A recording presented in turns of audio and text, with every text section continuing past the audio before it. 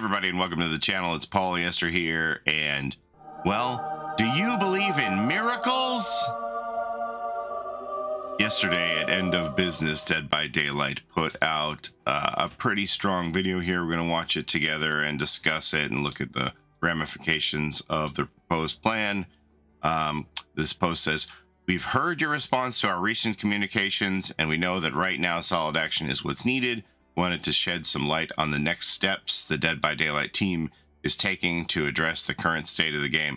Now, the audio's kind of low here on Twitter, so we're going to go and actually watch it on YouTube. But first, I want to let you know, yesterday there was a hotfix, a patch that came in, hotfix number 2.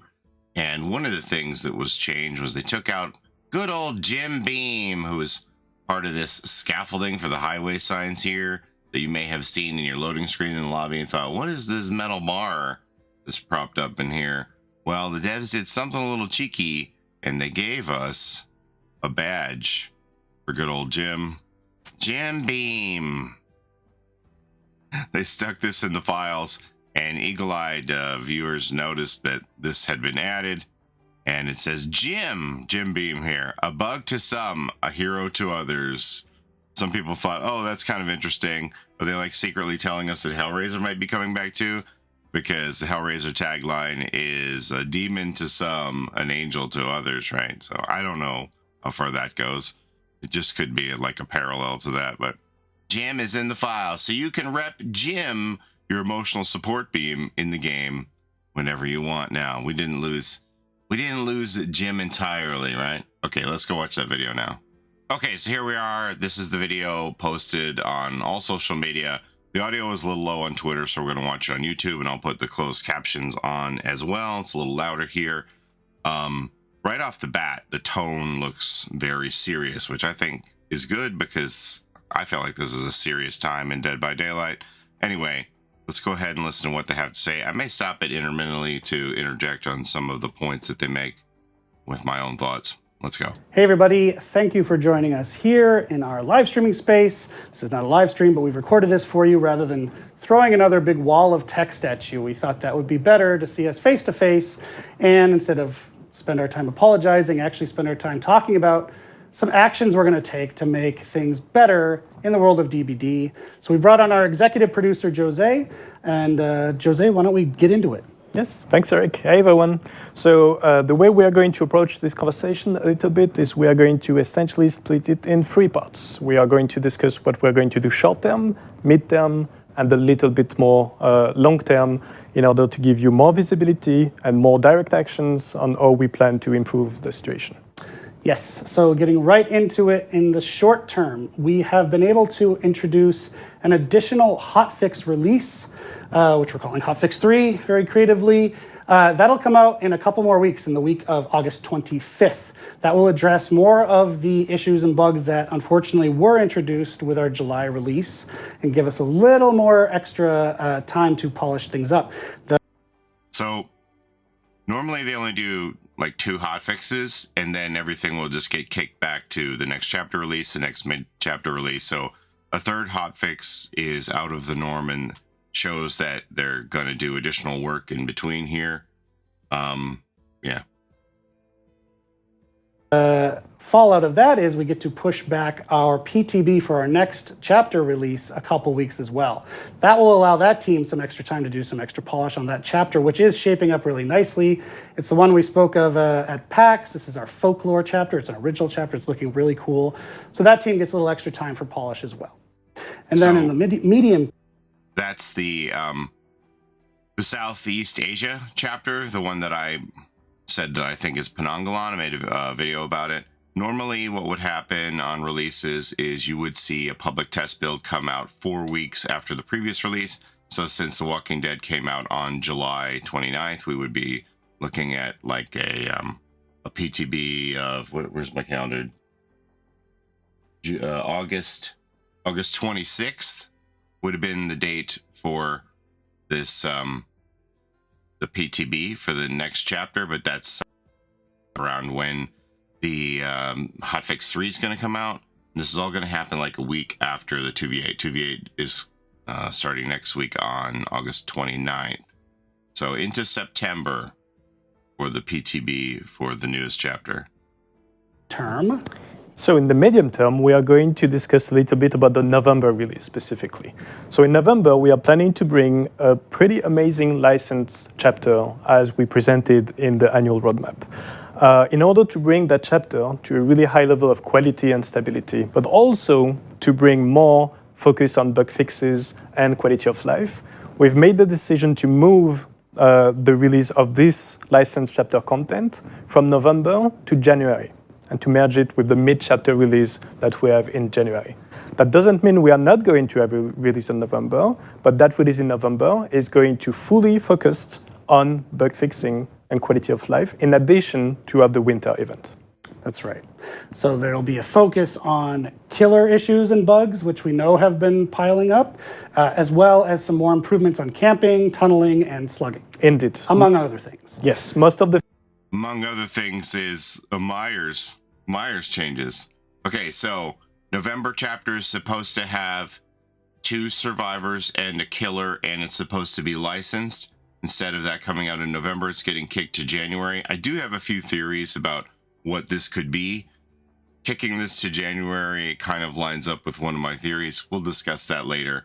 But they're going to have the mid chapter and the November chapter released together at the same time in January now. The November release is just things that you saw in the first quality of life video that we did are still there. You mentioned the slugging, the tunneling, the camping, very much there. There are a few things which will not be part of that November release that we are going to discuss a little bit as part of this phase 3. Yep. So speaking of phase 3, this is a bit longer term, but not that far. We are looking at a response to something I hear a lot in the community, which is behavior, slow down on the content and fix your game. So I think we're going to do that. Yeah, so it's something which was not really visible when we did present that annual roadmap, where we saw and we could show that there was not going to be a killer in the March release. And that's a big deal. That's a big difference between killer are very resource heavy in order to make them at the quality level we want them to be.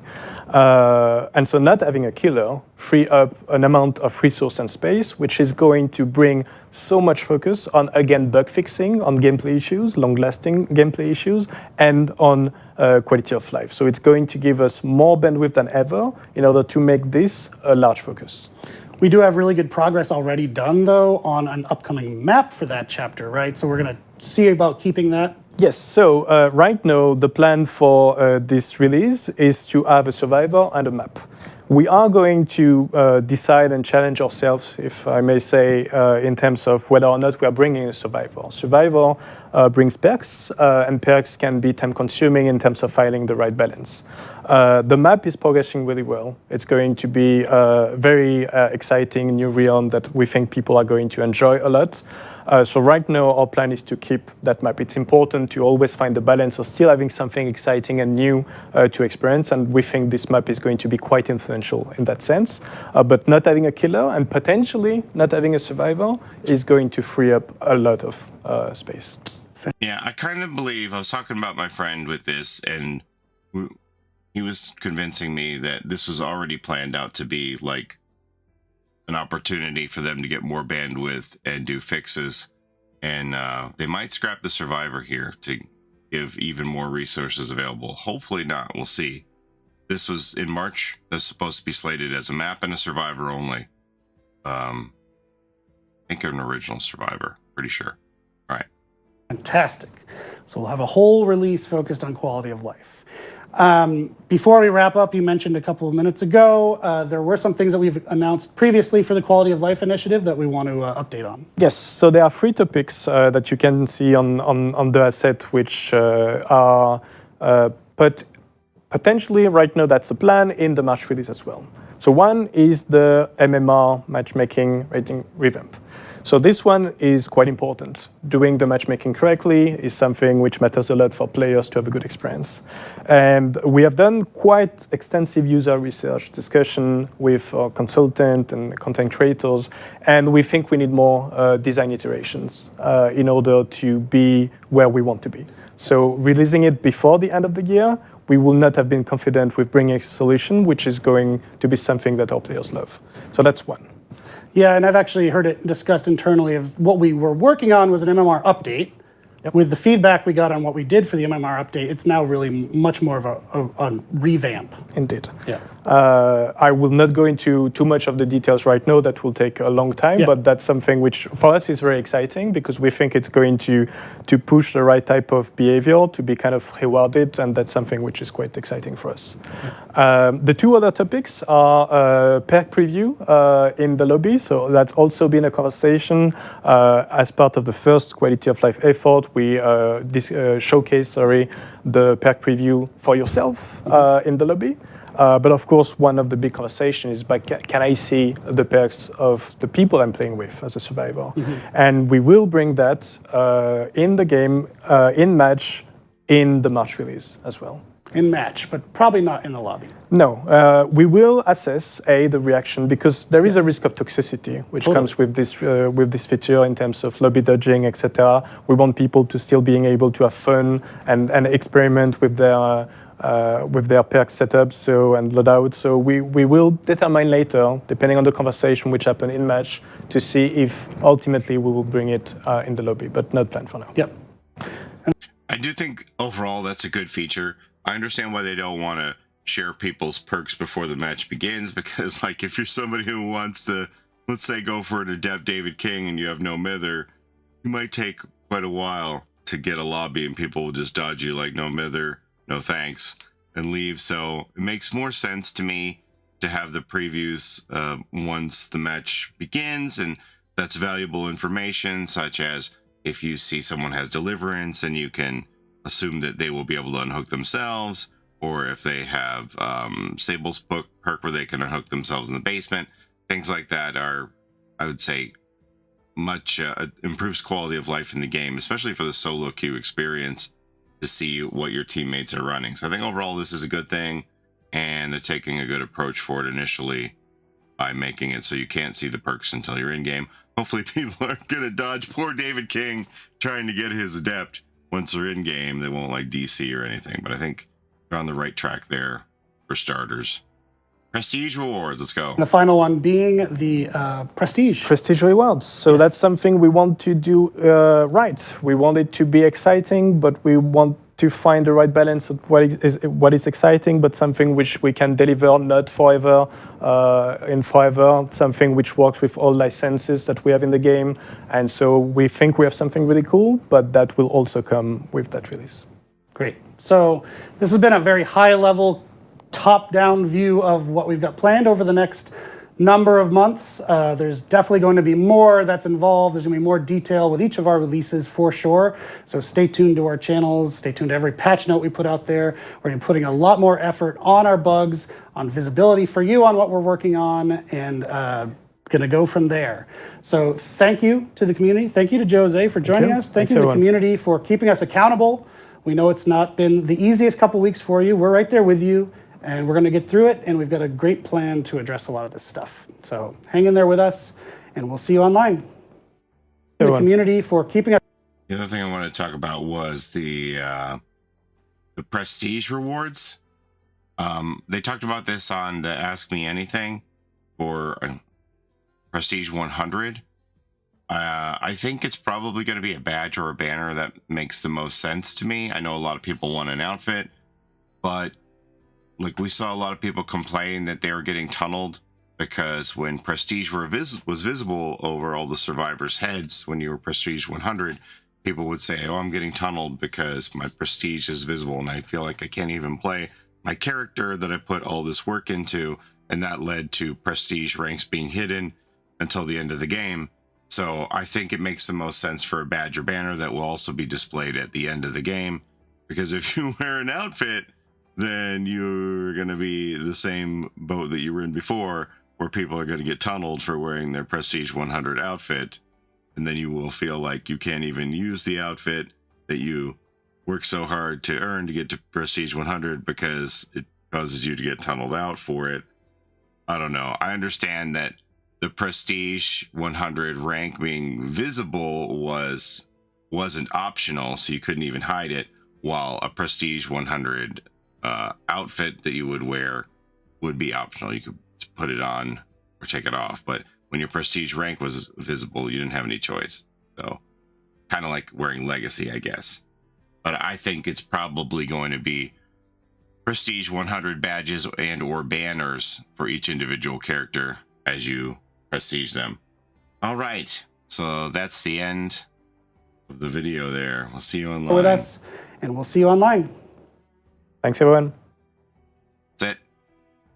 Okay, so that was my second watch through on this. I watched this yesterday at the end of stream with my community, so I had already seen it. And I also went through the comments live just to say, okay, let's see how long before we hit a landmine. And honestly, the comments were great on this. Everybody is hopeful and optimistic, and this was a message well received. I think it hits all the beats of the things that everybody has been saying for years about slowing down the content, fixing the game. They're doing the things. They're taking this seriously, and I thought that they nailed it. That this was a great response to the community, and now we need them to do it, right? They've told us what they're going to do, and now we need them to just take this mandate, run with it, execute it, prove it to us. It is kind of funny that there are some people, like for years everybody's been saying slow down the content and fix your game, and now there's actually some people who are mad that they're delaying the November chapter. It's like, make it make sense. But I think this was the right decision, top to bottom. Everything they've gone through here on the list, these are all winners. Now we just gotta watch them perform and release this updated schedule, and go from there. There are a couple of questions. I think there's a 2v8 slated in November. I don't know if that's going to still go on or if that's also going to get kicked back to January. I guess it would depend on what the content was of the 2v8. Like if characters in the killer in the November chapter was supposed to be part of the 2v8, who knows? That might get kicked to January as well. I don't know if we'll get an updated roadmap to make this a little more clear. I don't think we will, because like the situation's obviously fluid. Anything could change. We don't even know if we're going to get a survivor in March anymore. That might get scrapped. It might only be a map in March. So I don't think they would take the time to craft a new roadmap when it might change again. So we're probably just going to have to guess, and hopefully they'll keep us in the loop and let us know more like what to expect in a schedule going forward. But this was excellent. I've seen people like call for Eric's firing, and I'm like, what are you talking about? He is excellent. The communication team that we have right now is superb. I've been here since the beginning. I've seen some of the dark days of radio silence from the community team, and we are in the golden age of community communication. And you'll just have to take my word for it if you don't know. The OGs know. You have to take my word for it that we're in the golden age of communication. State of the game might be a different story, but as far as communication from community management, top notch.